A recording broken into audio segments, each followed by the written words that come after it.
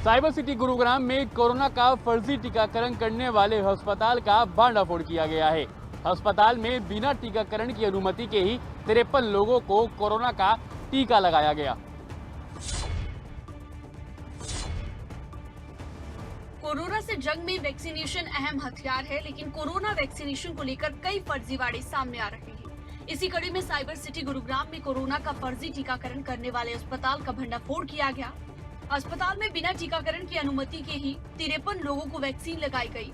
मामले का खुलासा तब हुआ जब लोग अस्पताल में टीका लगवाने पहुंचे और उनको सरकारी टीकाकरण केंद्र पर टीका लगाकर उनसे पैसों की मांग की गई, जिसके बाद मामले की शिकायत सीएमओ को दी गई।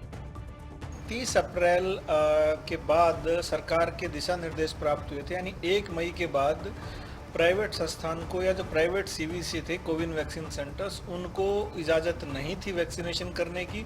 उनको 2 ही तरीके से इजाज़त मिल सकती थी वैक्सीनेशन की, या तो वो अपने स्तर पर वैक्सीन परचेज करते या प्रोक्योर करते, या जो अब नई गाइडलाइंस जून के महीने में आई हैं सरकार की, वापस सरकार को पैसा जमा करके आप वो वैक्सीन ले सकते थे।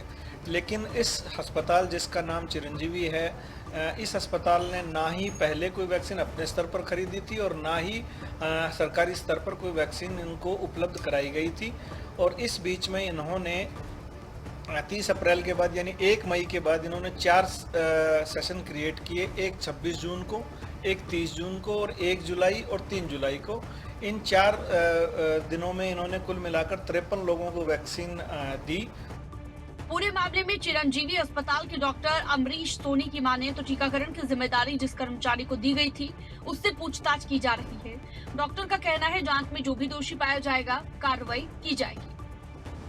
कल मुझे भी इंफॉर्मेशन दी गई थी इस चीज़ की, तो हमने यहाँ पे सीवीसी मैनेजर अलॉट किए हुए हैं, जो कि सारी जिम्मेदारी उनके ऊपर रहती है कि वैक्सीनेशन कब क्या मैसेज आ रहा है, गवर्नमेंट के थ्रू क्या गाइडलाइन आ गई, उसको फॉलो करने का। जब कल ये मैटर आया तो हमने भी इस चीज़ की संज्ञान लिया कि सीवीसी मैनेजर थे, उनसे हम लोग भी पूरी जांच कर रहे हैं सर, तो हम लोग भी इस चीज़ में पूरा सहयोग करेंगे गवर्नमेंट का या सीएम ऑफिस से जो भी नोटिस या कार्रवाई होती है। मामले में पुलिस की शिकायत के आधार पर मामला दर्ज कर जांच शुरू कर दी गई है। एसीपी प्रीतपाल सिंह की माने तो जैसे जैसे सबूत पाए जाएंगे वैसे ही कार्रवाई अमल में लाई जाएगी।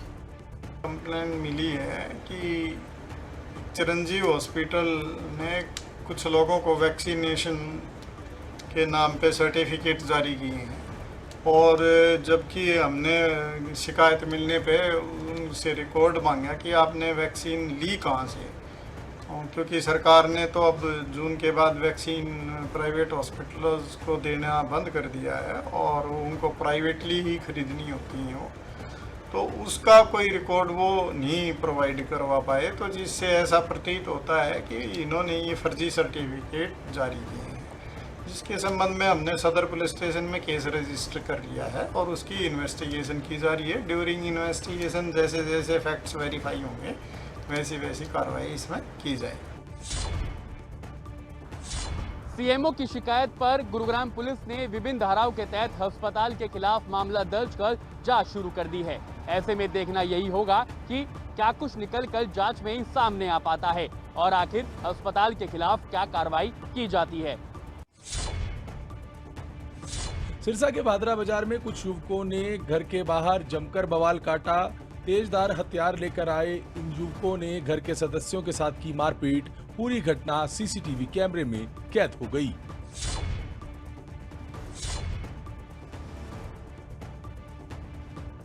सिरसा में हुड़दंगबाजों की बेखौफियत की तस्वीरें देखिए। कैसे एक युवक के परिवार के घर के बाहर जमकर बवाल काट रहे हैं। तस्वीरों में आप देख सकते हैं, पहले एक युवक लाठी डंडों से घर के गेट को पीटता नजर आ रहा है, जिसके बाद एक और युवक आता है, ईंट से गेट पर धावा बोलता है। कुछ देर बाद 2 और बाइक सवार पहुंचते हैं, जिनमें से एक युवक के घर के दूसरे गेट पर डंडे से मारना शुरू करता है। जब परिवार के लोग बाहर आते हैं, उनमें से एक युवक परिवार के सदस्य पर भी डंडे से वार करता है। मैं उन्होंने कहा भी मेरा छोरो है नहीं हो रहा, क्या तेरे छोरे को बाहर निकाल दे, उसने आज काट के जाऊंगा। मैं बोली वो है ही को नहीं है। पहला तो नहीं बोला तेरा छोरा सुंडे ने काट, फिर बोला इसने गोपाल मारी है, गोपाल ने बाहर काट। मैं वे 2 ही जने है, बाहर है ही को नहीं। कह नहीं पर न हो जाए, नहीं इतने सलियत आवा तो ठीक है, नहीं तो दोनों छोरा ने काट के जावांगा। मैं बोले काट के दिखाओ तो हम बोले काट जाऊंगा तो तू मारो के कर लेगी और मारांगा जब पुलिस में चल गई वो रिपोर्ट दे दी तो दोबारा आके न फिर मारांगा।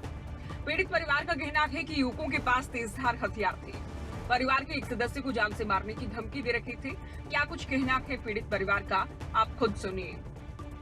ये जी हम घर पर अंदर बैठे थे तो मेरे भाई की वाइफ यहाँ गेट पर खड़ी थी तो उन्होंने देखा कि 3-4 लड़के हाथ में वो रोड सी लेकर और इधर आके भी भैया कोई देखो रोड लेके कोई मारने आ रहा है। तो उन्होंने गेट बंद किया। गेट बंद करने पर आते ही वो जोर जोर से दो जनों के हाथों में दातर थी, दातरों से उन गेट को हमारे तोड़ने लग गए। ठीक है, और कहते हैं तुम्हारा भाई कहाँ है, उनको बाहर निकालो, तुम्हारा भाई का उनको बाहर निकालो, जान से मार देंगे, बाहर निकालो। हमारी लुगाइयों को भी मान लो धक्कापाई हुई और 3-4 तो अंदर बढ़ गए। सारों किसी के हाथ में डंडा था, किसी के हाथ में दातर थी, एक के हाथ में क्या नाम वो 312 बोर का कट्टा था, मैंने पिस्तौल ऐसी कुछ थी उन्होंने हाथ में। और गाली गलौच हुआ काफ़ी उन्होंने। वो कहते हैं भाई तुम उन्हों के जो लड़ाई हुई है मेरे मामा के साले के चक्कर में, तो उनके राजीनामे में गए थे हम। पुलिस वालों कहते हैं उनके साथ आप क्यों गए, और इस करके वो कहते हैं भाई तुम अगर जाओगे तो तुम्हें भी मारेंगे हम और तेरे भाई को भी मारेंगे, बाहर निकाल तेरे भाई को। फिलहाल पीड़ित परिवार ने पुलिस में शिकायत दी है। अब देखना ये होगा कि पुलिस इस मामले में क्या कार्रवाई करती है। यमुनानगर में 1 साल पहले हुई प्रॉपर्टी डीलर संदीप गुलाटी की मौत के मामले में पुलिस ने एक सनसनीखेज खुलासा किया है। इस मामले में पुलिस ने एक महिला पर हत्या का मामला दर्ज कर दिया है। हरियाणा के यमुनानगर में 1 साल पहले हुई प्रॉपर्टी डीलर संदीप गुलाटी के मौत के मामले में नया मोड़ आया है। 4 अप्रैल 2020 को संदीप गुलाटी की गोली लगने से मौत हो गई थी। मामले में पुलिस ने अब सनसनीखेज खुलासा किया है। तस्वीरों में नजर आ रही ये महिला संदीप गुलाटी की महिला मित्र है, जिस पर संदीप की हत्या के आरोप लगे हैं। ऐसा हम नहीं कह रहे, बल्कि ये कहना है थाना प्रभारी सुखबीर सिंह का। मामले में थाना प्रभारी का कहना है कि पुलिस ने जांच के दौरान मौके से कुछ सैंपल इकट्ठा किए थे, जिसे FSL मधुबन में भेजा गया। अब उस रिपोर्ट के आने और मृतक के बेटे की शंका जाहिर करने के बाद महिला के खिलाफ हत्या का मामला दर्ज किया गया है। इन्फॉर्मेशन आई थी कि एक संदीप गुलाटी नाम के व्यक्ति ने अपने आप को गनशॉट कर लिया है। तो तब ये उस टाइम उस घर में उसके बच्चे और उनके नॉन थी लेडी, कविता नाम की लेडी, वो उनके साथ रहते थे। तो उस टाइम जो इन्होंने बयान वगैरह दिए थे घर वालों ने, तो उसके हिसाब से 174 की कार्रवाई की गई थी। तो उसमें कुछ सैंपल लिए गए थे जो मधुबन FSL भेजे गए थे, जो उसके संबंध में अब रिपोर्ट आई है। तो जो ब्लास्टिक रिपोर्ट है उसके आधार पे उसके संदीप गुलाटी जो मृतक है उसके बेटे ने एक कंप्लेंट दी थी कि उनको जो कविता नाम की लेडी है उस टाइम वहाँ रह रही थी, उसी रूम में थी जब ये गनशॉट हुआ संदीप गुलाटी जी ने किया, तो ये लेडी उनके साथ ही थी। तो कुछ डाउट उनके मन में है, तो उन्होंने उस आधार पे कंप्लेंट दी थी कि हमें शक है कि कविता गुलाटी द्वारा ये गोली चला के मारा गया है। उस आधार पे हमने FIR रजिस्टर की है। दरअसल संदीप की हत्या के बाद कहा जा रहा था कि संदीप ने खुद को गोली मारकर आत्महत्या की है, लेकिन मृतक संदीप का बेटा इस बात से संतुष्ट नहीं था और मामले में पुलिस के पास शिकायत दर्ज कर जांच की मांग की गई थी। लेडी उनकी फ्रेंड थी, जो मृतक थे उनकी फ्रेंड थी, तो उनके साथ ही रहती थी पिछले कुछ समय से। अभी जो FIR दर्ज है फिर इन्वेस्टिगेशन करेंगे, अगर उसको बात सामने आती है, ऐसी बात सामने तो फिर अरेस्ट करेंगे। फिलहाल पुलिस ने मामला दर्ज कर दिया है और जांच के बाद ही गिरफ्तारी होगी। अब देखना ये होगा कि पुलिस जांच में क्या कुछ निकलकर सामने आता है। नाल की भाखड़ा नहर में नहाने गए 6 दोस्तों में से 3 युवक डूब गए, जिनमें से एक युवक को बचा लिया गया। वहीं 2 सगे भाइयों के बारे में कोई भी जानकारी अभी तक नहीं मिली है।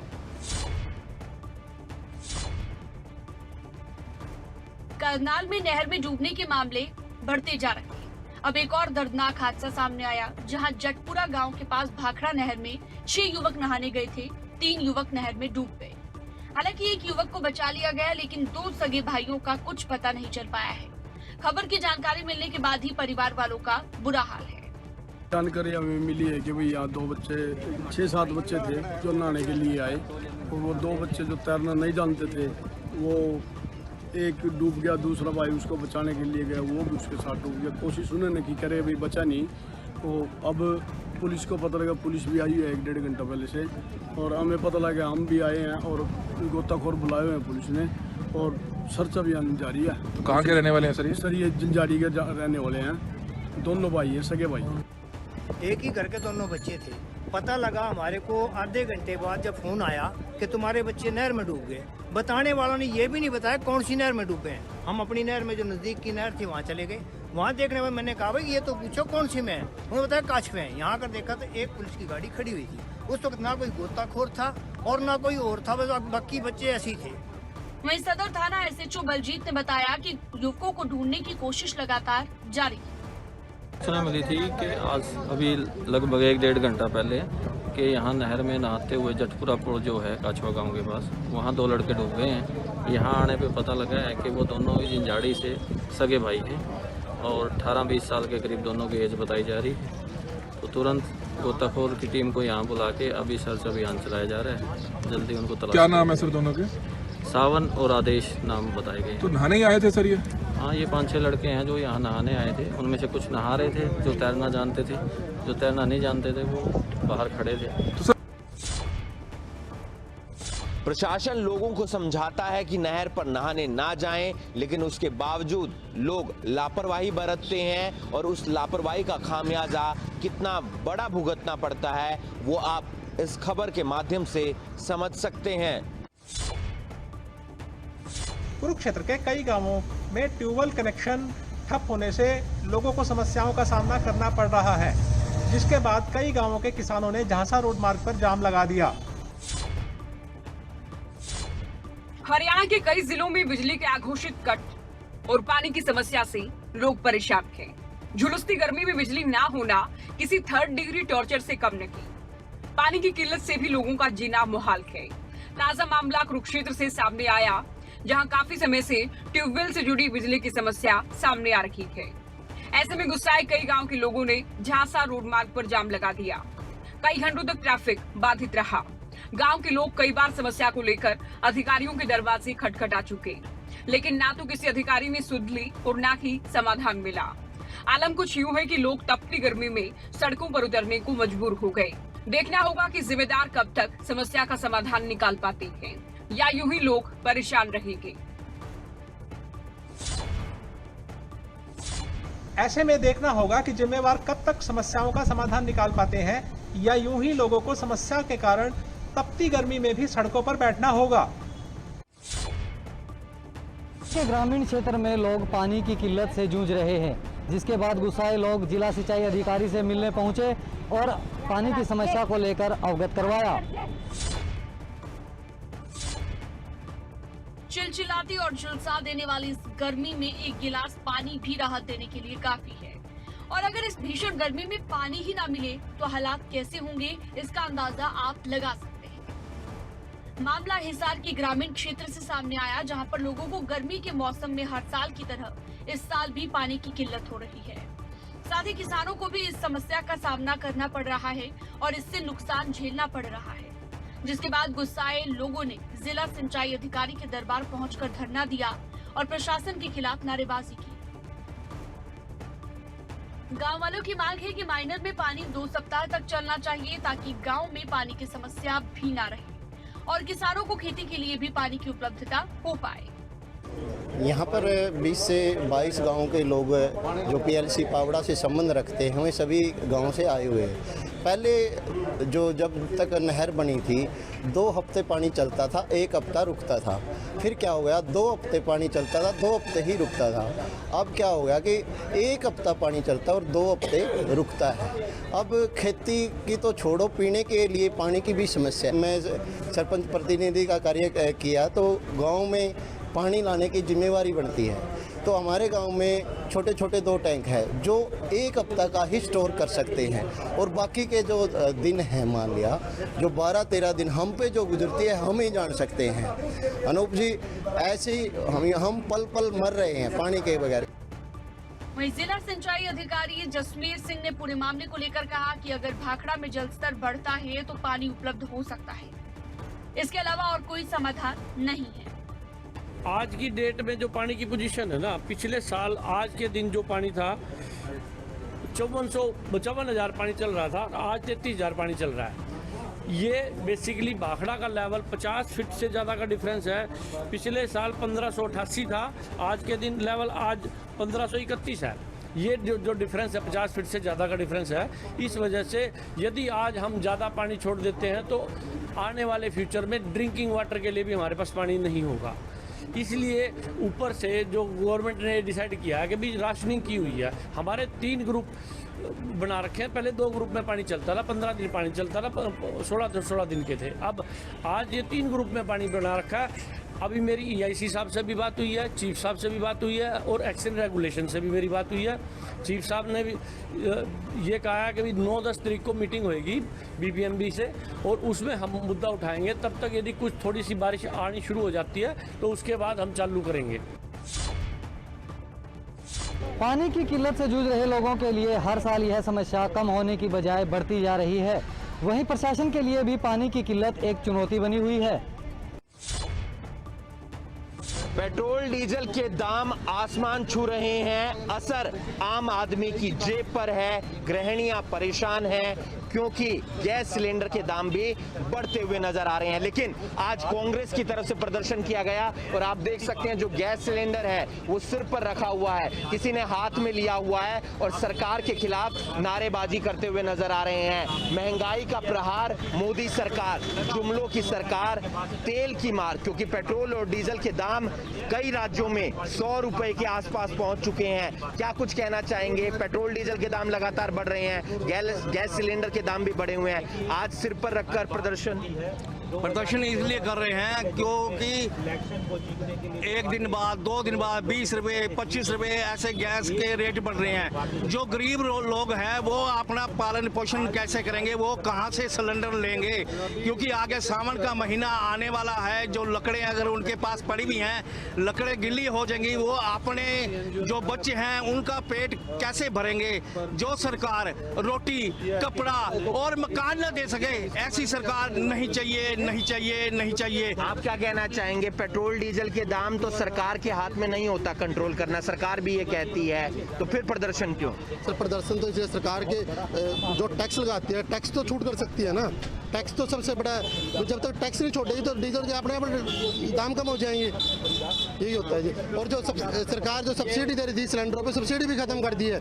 गरीब आदमी के पास सरसों का तेल फ्री मिलता था, सरसों का तेल भी खत्म कर दिया गरीब आदमी के पास। आज की डेट में गरीब आदमी सिर्फ मरने के सिवाय और कुछ नहीं है। तो आप देख सकते हैं पेट्रोल डीजल के दामों को लेकर कांग्रेस की तरफ से यहाँ पर प्रोटेस्ट किया गया और ये मांग रखी गई कि पेट्रोल डीजल के दामों में कटौती होनी चाहिए ताकि आम आदमी राहत महसूस कर सके। लेकिन लगातार पेट्रोल डीजल के दाम बढ़ रहे हैं, आम आदमी भी परेशान है और राजनीतिक पार्टियां इस मुद्दे को भुनाने में जुटी हुई हैं। पेट्रोल हो गया 100 के पार, जनता करे हाहाकार। एक बार फिर से खबर अभी तक पेट्रोल पंप पर पहुंचा है आम आदमी की राय जानने के लिए, क्योंकि पेट्रोल के रेट लगातार ऊपर जाते जा रहे हैं। और इस वक्त हम पेट्रोल की बात करें तो आज का रेट 100 को पार कर चुका है।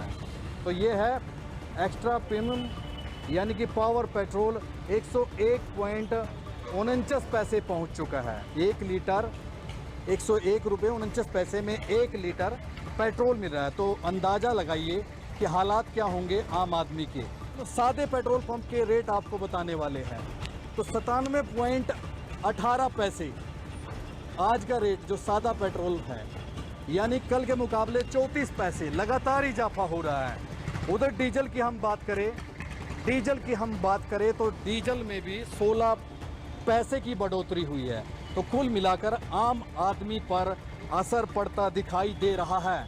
यहाँ पर कुछ लोगों से हम बातचीत करेंगे। सर, लगातार पेट्रोल डीजल के रेट बढ़ते जा रहे हैं, 100 को पार कर चुका, क्या कहना चाहोगे? सर बहुत कहने का मतलब है बाइक लेना आसान है पर इसको पालना बहुत मुश्किल है। बाहर अब आसमान बहुत छू रहा है। ये मेरे को लग रहा है जहाँ तक 100 भी पार चला जाएगा और इसको 100 जा चुका है। अभी सर इससे अच्छा है कि वो साइकिल लो और अपना ड्यूटी करो, ऑफिस जाओ, सब कुछ करो, पर तेल बहुत महंगा जा रहा है। बहुत कितना सर पड़ रहा है आपके हिसाब से? क्या काम करते हो? सर मैं बैंकिंग लाइन में हूँ, एज ए क्रेडिट कार्ड बनाता हूँ मैं। सर यहाँ से मेरा अप डाउन होता है करनाल, तो मैं अपना सर मैं 100 रुपये में सिर्फ जाना ही कर पाता हूँ। आना मेरे को 200 रुपये का पर डे और मेरी पर डे की इनकम जो है वो सिर्फ 600। क्या कहना चाहोगे सरकार? सर कहना क्या चाहेंगे, सरकार को सोचना चाहिए आम आदमी के लिए कि मिडिल फैमिली अपना बाइक के खर्चे करेगा या घर के खर्चे करे, क्या करे, कुछ समझ नहीं आ रहा कि सरकार को सोचना। तो 100 के पार जैसे पेट्रोल पहुंचा वैसे ही आम आदमी का कहना है कि सरकार को सोचना चाहिए जनता के बारे में। अब तो पानीपत में शतक को भी पार कर चुका है, जो एक्स्ट्रा प्रीमियम जो पावर पेट्रोल 101 के ऊपर जा चुका है। जनता क्या कहेगी? जनता क्या कहेगी? सरकार ने कमी सरकार है। जब 60 में तेल था, सरकार के जो आदमी थे वो नंगे घूमते थे कि कांग्रेस सरकार ने कुछ नहीं किया। तेल बढ़ रहा है दिन ब दिन, हमारी सरकार आएगी हम घटाएंगे, लेकिन इन्होंने तो 100 से भी पार कर दिया। जनता मजबूर हो गई है। कितना असर पड़ रहा? बहुत असर पड़ा। गरीब आदमी क्या करेगा? ये लगातार खबरें अभी तक जो है वो जनता की आवाज़ सरकार तक पहुंचा रहा है, क्योंकि लगातार बढ़ते पेट्रोल और डीजल के रेट की वजह से आम आदमी की कमर टूटती जा रही है। अपने सहयोगी बसंत के साथ प्रदीप रेड्डू, खबरें अभी तक पानीपत।